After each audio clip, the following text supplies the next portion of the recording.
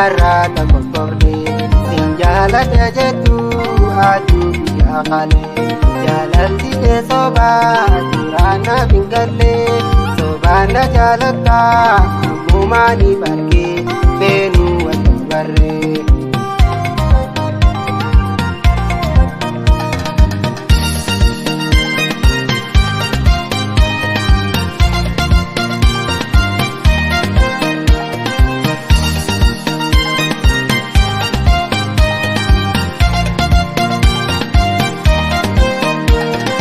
Jaalala jette jaalala sobaati nonnee kona sente duukaa fakkeessite gola onnee kooti madeessite laphee godaan isa seenaa taatee natti haftee dhumaan obse malee saayuun na dhandee saayuun na dhandee. Siin jaalala jette jaalala sobaati nonnee kona sente duukaa fakkeessite gola onnee kooti madeessite laphee godaan isa seenaa taatee natti haftee dhumaan obse malee saayuun na dhandee saayuun na dhandee.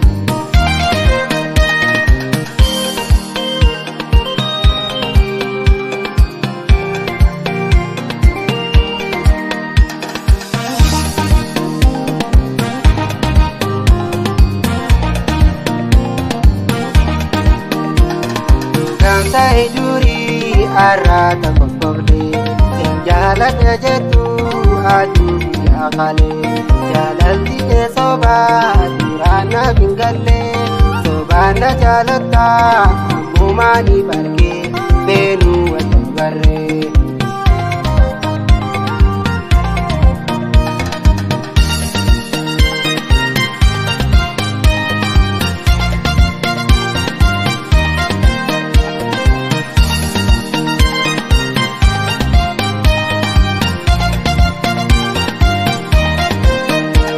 Jaalala kee malee me maalaan balleesse yaada garaa kiyyaa hundaa si bodeesse jaalala ukurtee maal barbaacha deemtee boruu gaafufteessaa arraana goontee arraana goontee. Jaalala kee malee me maalaan balleesse yaada garaa kiyyaa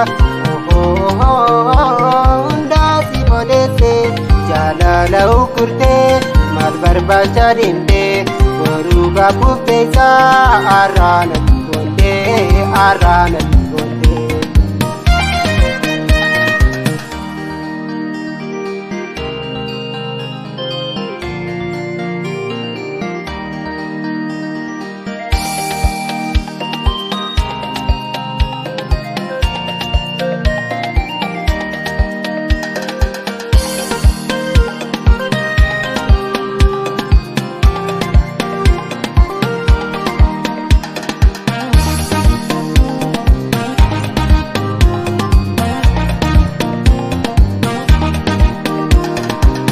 Sa'i durii arrataa kokoflee sinjaalata jettu aduu biyya kalee jaalalli kee sobaa duraan naaf hin galle sobaan na jaalatta ammumaanii bargee beenuu wal barree.